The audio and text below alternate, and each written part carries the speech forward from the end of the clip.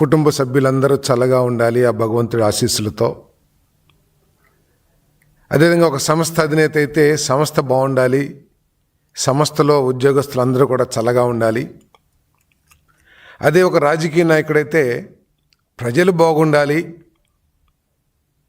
కార్యకర్తలు బాగుండాలి, నాయకుడికి బాగుండాలి అని చెప్పేసి కోరుకుంటారు. కానీ ఆశ్చర్యంగా హిందూ ధర్మరక్షణ, హిందూ ధర్మాన్ని భక్షించే వాళ్ళే హిందూ ధర్మరక్షణ అని చెప్పేసి ఒక అడ్వర్టైజ్మెంట్ ఇచ్చారు. ఎవరైనా సరే ప్రజలందరికీ శుభాకాంక్షలు తెలియజేస్తారు. భగవంతుడు ఆ పర్వదిన సందర్భంగా ప్రజలందరికీ కూడా మేలు జరగాలని, అన్ని కుటుంబాల్లో కూడా సంతోషాలు వెల్లివిరియాలని కోరుకుంటూ ప్రజలకి శుభాకాంక్షలు తెలియజేస్తారు.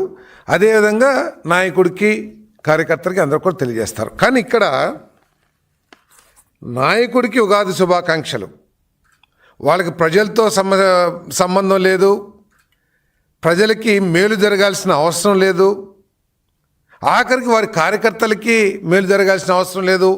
కేవలం జగన్మోహన్ రెడ్డి గారికి శుభాకాంక్షలు. అంటే పండగ నాడు, పండగ సందర్భంగా ఆయనకి ఒక్కడికే మేలు జరిగితే సరిపోయేదనే విధంగా వారు వైఎస్ఆర్ కాంగ్రెస్ పార్టీ నాయకులు వారి హిందూ ధర్మం, హిందూ యొక్క భావజాలం ఏమిటో, హిందూ ధర్మం యొక్క భావజాలం ఏమిటో కూడా అర్థం చేసుకోలేని వ్యక్తులు వైఎస్ఆర్ కాంగ్రెస్ పార్టీ అని చెప్పేసి మనం చేస్తాం. ఏ మతమైనా సరే అందరూ బాగుండాలి, ప్రజలందరూ బాగుండాలి, ప్రజలకి మేలు జరగాలి ఆయా భగవంతుల ద్వారా అని చెప్పేసి కోరుకుంటారు. కానీ వీళ్ళు మాత్రం కేవలం జగన్మోహన్ రెడ్డి గారు చల్లగా ఉంటే, జగన్మోహన్ రెడ్డి గారు సంతోషంగా ఉంటే చాలు, మాకు ఇంకే ప్రజలు ఏమైపోయినా పర్లేదు అనే విధంగా వీరి అడ్వర్టైజ్మెంట్ ఉండటం అనేది చాలా ఆశ్చర్యకరం అని చెప్పేసి నేను తెలియజేస్తాను. దాంట్లో చెప్తున్నారు హిందూ ధర్మరక్షణ అని చెప్పేసి. జగన్మోహన్ రెడ్డి గారి సమయంలో హిందువుల మనోభావాలు దెబ్బతిన్నట్లు ఈ స్వతంత్ర భారతదేశంలో ఎప్పుడూ కూడా హిందువుల మనోభావాలు దెబ్బతినలేదని చెప్పేసి మనం చేస్తాను. నేను వైఎస్ఆర్ కాంగ్రెస్ పార్టీ అధినేత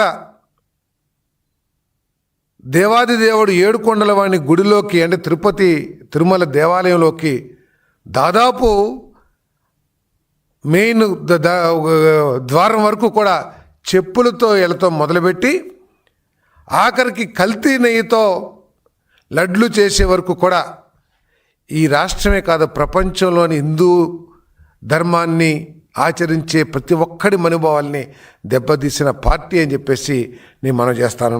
ఈరోజు వాళ్ళు చెప్తారు ప్రతి ఒక్కసారి ఎంతసేపు నటన, హిందూ ధర్మం పట్ల, హిందూ సాంప్రదాయాల పట్ల ఏదో గౌరవము, భక్తి, ఆ సాంప్రదాయాల్ని గౌరవించే మనస్తత్వం ఉన్నట్లు చూపించుకోవటానికి ప్రయత్నం ఉంది తప్పితే ఆ సాంప్రదాయాల్ని ఆచరించడంలో మాత్రం ఎక్కడ 5 సంవత్సరాలు కాదు కదా, వైఎస్ఆర్ కాంగ్రెస్ పార్టీ పుట్టిన కాడి నుంచి కూడా లేదనటం వాస్తవం అని చెప్పేసి కూడా నేను ఈ సందర్భంగా నేను మనం చేస్తాను. ఒక మతం ముసుగులో మరో మతాన్ని మోసం చేయటం వైఎస్ఆర్ కాంగ్రెస్ పార్టీ జగన్మోహన్ రెడ్డి గారికి అలవాటు అని చెప్పేసి నేను ఈ సందర్భంగా మనం చేస్తాను. ఆయన ఏ పండుగ అయినా సరే ఆయనకి కోతవేటు దూరంలో ప్రముఖ దేవాలయాలు, రాష్ట్రంలోనే ప్రముఖ దేవాలయాలు వారి ఇంటికి కోతవేటు దూరంలో ఉంటాయి. కానీ ఏ రోజు కూడా పండగ సందర్భంగా గుడిని, భగవంతుని దర్శించుకునే ప్రయత్నం కానీ, లేతే హిందూ సాంప్రదాయాన్ని గౌరవించే ప్రయత్నం కానీ చేయరు. కానీ ఇంట్లో ఒక డ్రామా సెట్టింగ్ వేసేస్తారు.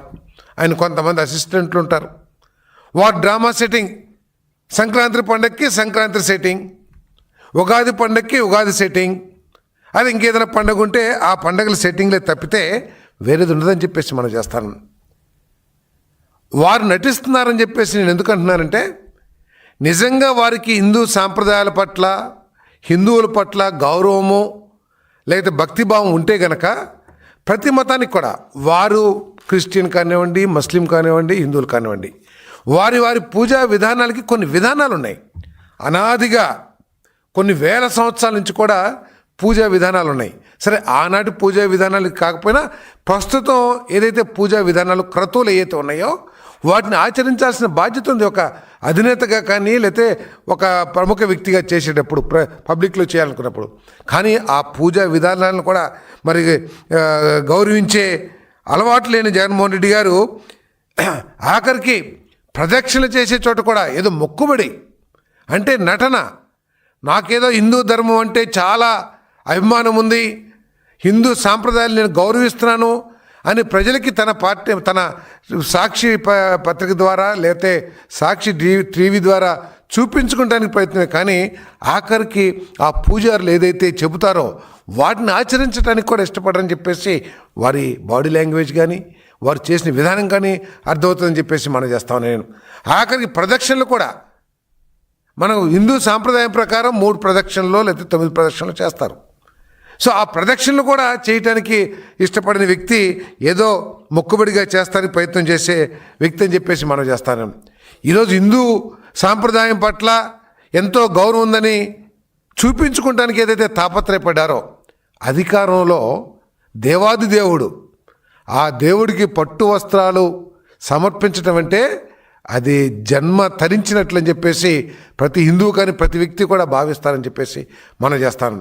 ఒక్కసారైనా సరే సతీ సమేతంగా వెళ్ళి స్వామివారికి పట్టు వస్త్రాలు సమర్పించారా? నిజంగా మీకు హిందూ సాంప్రదాయాల మీద ఉంటే మీరు సమర్పించేవాళ్ళు సతీ సమేతంగా వెళ్ళి. ఆఖరికి మీరు అబ్దుల్ కలాం గారు లాంటి వారు, పెద్ద పెద్ద వాళ్ళు కూడా చాలామంది ఇతర మతస్థులు కూడా వెళ్తారు, తప్పులేదు దాంట్లో. కానీ హిందూ ధర్మం పట్ల నమ్మకం ఉందని ఒక డిక్లరేషన్ సబ్మిట్ చేసి వారు వెళ్తారు. ఏ ఒక్కరోజైనా సరే అధికారంలో ఉన్నప్పుడు కానీ అధికారం లేనప్పుడు కానీ మీరు డిక్లరేషన్ సబ్మిట్ చేశారా అని చెప్పేసి నేను ప్రశ్నిస్తా ఉన్నాను, నిజంగా మీకు కనుక ఉన్నట్లయితే. కానీ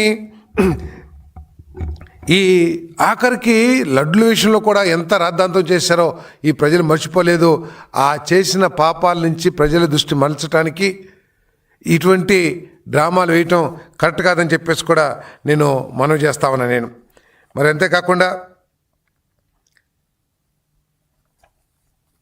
ఈ వారం రోజుల్లో